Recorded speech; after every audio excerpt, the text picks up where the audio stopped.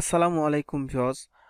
বঙ্গবন্ধু শেখ মুজিবুর রহমানের কুইজ পর্বের আজকে 4 জানুয়ারি।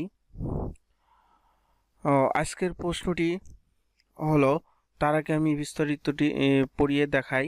6 দফাকে বাঙালি জাতির মুক্তির সনদ বলা হয়। 6 দফার মূল বক্তব্য ছিল প্রতিরক্ষা ও পররাষ্ট্র বিষয় ছাড়া সব ক্ষমতা ও প্রাদেশিক সরকারের হাতে থাকবে। পূর্ব বাংলা ও পশ্চিম পাকিস্তানের দুইটি পৃথক ও সহজ বিনিময় যোগ্য মুদ্রা থাকবে। সরকারের কর, শুল্ক ধার্য ও আদায় করার দায়িত্ব প্রাদেশিক সরকারের হাতে থাকাসহ দুই অঞ্চলের অর্জিত বৈদেশিক মুদ্রার আলাদা হিসাবে থাকবে।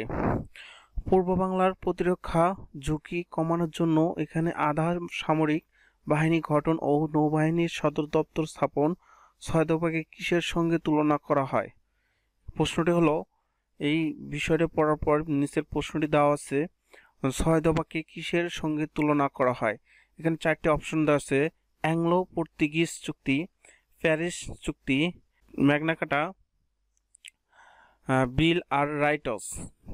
তো 4টি অপশনের ভিতরে যেই অপশনটা হইবে সেটা আমি দেখাবো আজকে উইকিপিডিয়ায় সেই বিষয়টা সুন্দরভাবে তুলে ধরা আছে।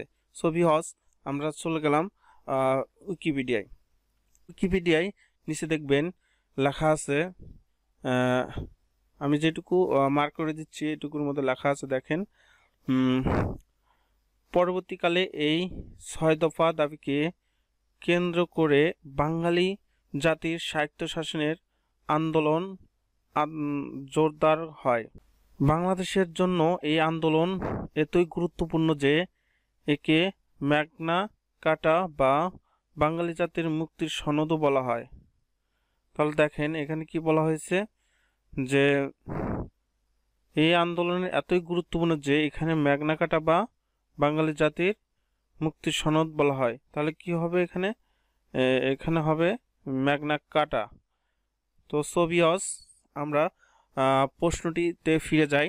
প্রশ্নটিতে ছিল দফাকে, মানে এই দফাকে কিসের সঙ্গে তুলনা করা হয়েছে? ম্যাগনা কার্টার সাথে তুলনা করা হয়েছে। তাহলে ভিউয়ার্স, আমরা এটাকে ম্যাগনা কার্টা দিয়ে এটাকে সাবমিট করে দিলাম। ভিউয়ার্স, আমার এই ভিডিওটা যদি ভালো লেগে থাকে তাহলে অবশ্যই সাবস্ক্রাইব করে পাশের বেল আইকনটি বাজিয়ে দিয়ে আমার নেক্সট টাইমের ভিডিওর জন্য অপেক্ষা করবেন। সবাইকে ধন্যবাদ।